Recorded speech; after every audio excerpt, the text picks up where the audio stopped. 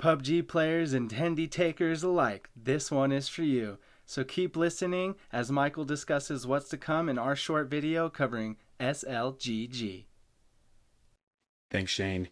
Yeah, today we're going to be telling you who SLGG is, why their stock has been so volatile, and why we think that they have huge opportunities for growth in 2021 and beyond. Please stay tuned.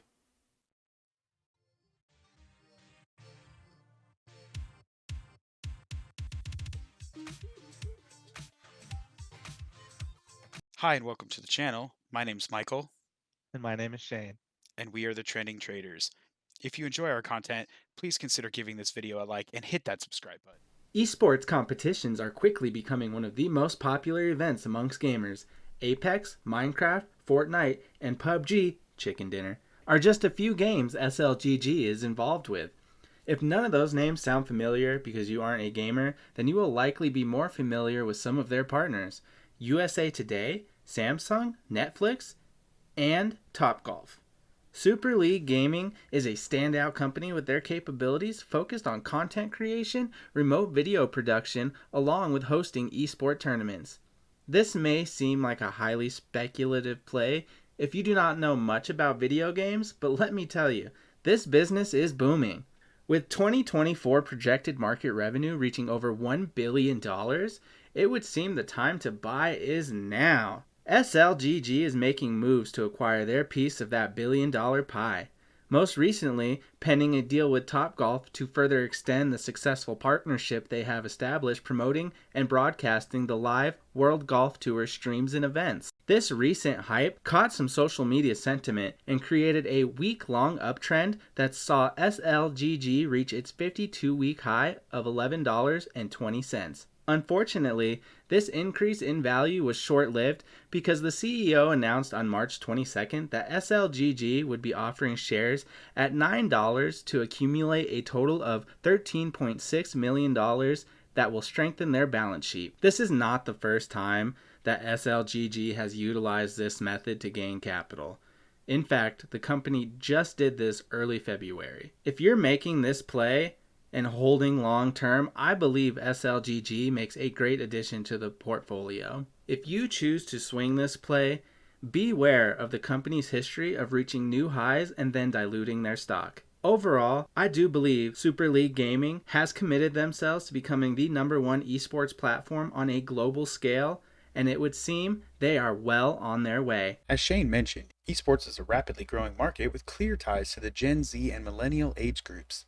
SLGG is trying to reach these two age groups via personalized and high-quality gaming content for the consumer, but also a proprietary platform for creating and showcasing content from the creator side of things. Once uploaded, this content can then be leveraged by SLGG to promote their platform, creators, and content. And they are really reaching a lot of people. They have 5 million users, 169 million average views per month in 2020, which equates out to about 2 billion views in 2020 alone. Granted, more people were probably watching last year than will be in the near future, but I do believe that this market is going to continue to grow in the next 2, 5, and especially in 10 years. Many colleges are adding esports teams to their traditional sports teams lineup. Over 125 colleges have started some form of esports. According to this list, there are some big hitter names on the list like Cornell, UC Irvine, but also many smaller state schools. When we take this in context of the decline in football and other more traditional sports involvement for American youth and the rise in esports, one can begin to imagine a world where future young adults who are part of maybe my kids' generation may have a larger personal and professional emphasis on this new form of competition than the older, more physical style we are all currently used to. And this brings us back to SLGG and some of their subsidiaries like Minehut. And companies like SLGG have a way to attract younger talent and participants in a manner which is safe and that is obviously attractive to parents. SLGG owns and operates a huge cloud-based Minecraft gaming portal, which allows users to create private servers, and this gives parents some peace of mind and control over the kind of content the user, in this case a child, is allowed to interact with. Minecraft is commonly associated with children playing it, even more so than other popular titles like Fortnite. I know I personally had this misconception, but the average user is actually closer to the mid 20s, and typically these users spend significant time playing this title. SLGG is poised in a very good position to capitalize on the growth potential of games like Minecraft. And Minehut is starting to generate some serious revenue for SLGG. Here we can see on the Q4 2020 earnings call on March 11th, 2021, that there was over 400,000 in revenue from Minehut content syndication alone last year, and they only took possession of this from the founder in 2019. I'd like to end this segment by commenting I don't think that my parents could have imagined where millennials would take social media, for example, and I don't think we really understand where the next generation or two will take esports yet. And I also would like to say that these disruptive technologies have always been seen as a bad idea or that they won't catch on, but we can see countless famous examples where this wasn't the case. The laptop, the cell phone, social media, electric cars. Could SLGG be another Tesla?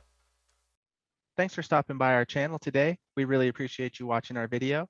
If you have any comments you'd like to add below, we'd really love to hear from you. And as always, I'm Shane.